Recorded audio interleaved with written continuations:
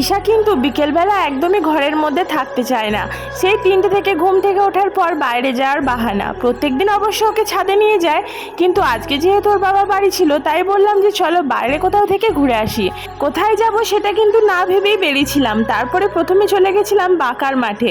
বেশিরভাগ সময়ই ওখানে কিছু না কিছু মেলা থাকে, তাই ভাবলাম পয়লা বৈশাখের উদ্দেশ্যে যদি কোনো মেলা থাকে তো চলো দেখে আসি। গিয়ে দেখি যে কিছুই নেই।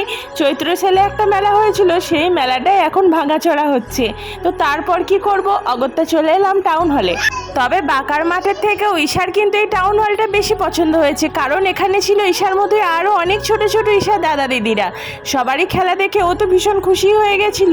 তারপরে ওরও অনেক কিছু খেলার জিনিস পেয়ে গিয়ে এত খুশি হয়ে গেছিল যে ও ভীষণ আনন্দ করেছে। তবে আস্তে আস্তে আমাদের অনেকটা সন্ধ্যা হয়ে গেছিল যেহেতু, তো সেই কারণে আর বেশিক্ষণ থাকা হলো না। তবে ওখান থেকে ঈশার কিন্তু একদম বাড়ি আসার ইচ্ছে ছিল না।